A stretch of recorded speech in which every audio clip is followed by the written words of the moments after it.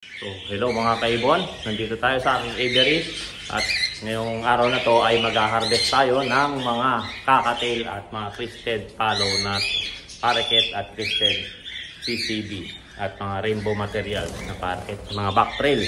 So ayan mga cocktail.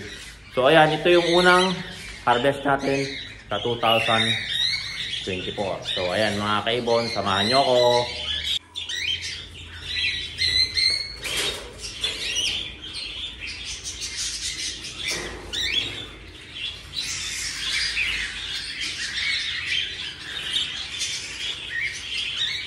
Ayan, sampalo mga kaibon.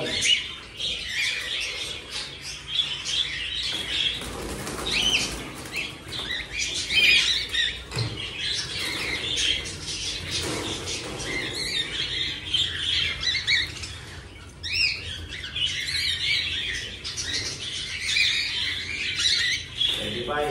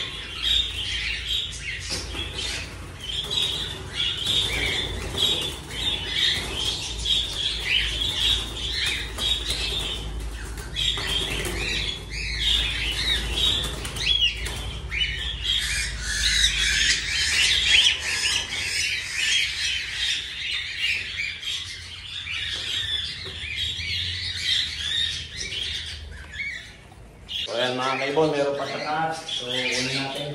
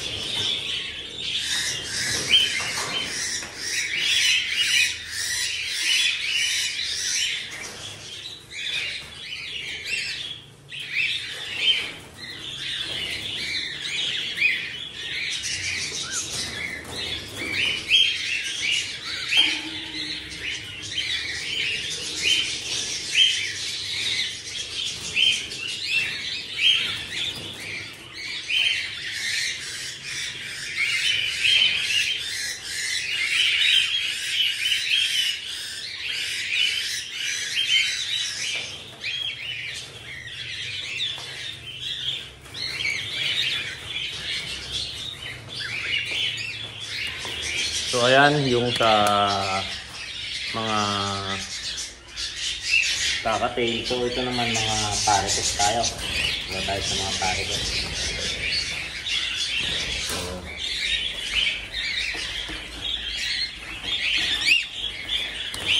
lagyan natin dito.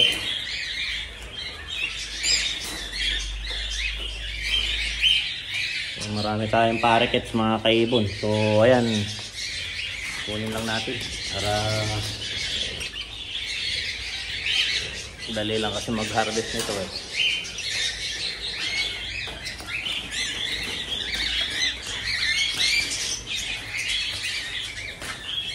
So madami pa.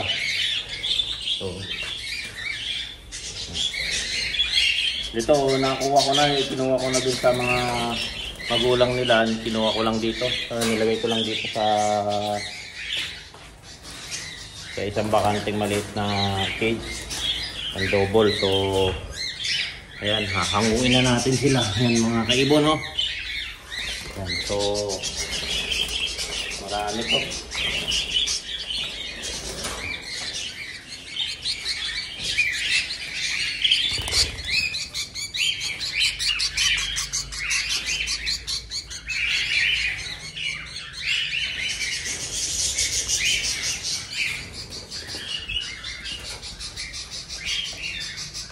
So ayan mga kaibon, tapos na tayo mag-harvest. Ito na sila. So ipapakita ko sa inyo kung ano yung mga mutation at mga klaseng ibon yung na-harvest natin. So ayan mga kaibon. So ayan mga kaibon, yung mga na-harvest natin dito sa aking aviary from 2024. So ayan mga kaibon, yung ating na-harvest itong 2024, unang harvest natin itong 2024. So ayan mga kaibon. So ayan, don't forget to subscribe my YouTube channel mga kaibon, Warren Palakpak Kaibon. Sa Facebook page ko, Warren Palakpak Kaibon. At sa aking Facebook account, Warren Palakpak Mr. Tigasin. So ayan mga kaibon, kung may nagustuhan kayo sa aking mga pinakitang videos, pakishare na lang po at like. So ayan yung mga hinarvest natin. Kung may interesado man mga kaibon, PM na lang. So marami pa tayong naka-flight sa ating flight cage. So ayan, ililipat natin yun mga yun dito sa may konti. So wala pa akong nakahanap na flight cage na tutupor. So ayan mga kaibon, dito muna sila pansamantala, pero konti lang naman yan at hindi pa matured yung iba. So sasama natin, pero dito ayan, lahat yan matured na. O lilipat pala natin yung tatlong emerald dito sa baba, lilipat na lang natin dito muna sila pansamantala habang hindi pa ako nakakahanap ng cage. So ayan mga kaibon, sana po may natutunan kayo at napasayaw kayo pag-harvest natin. Nasamahan nyo ako. Maraming po salamat. Paalam.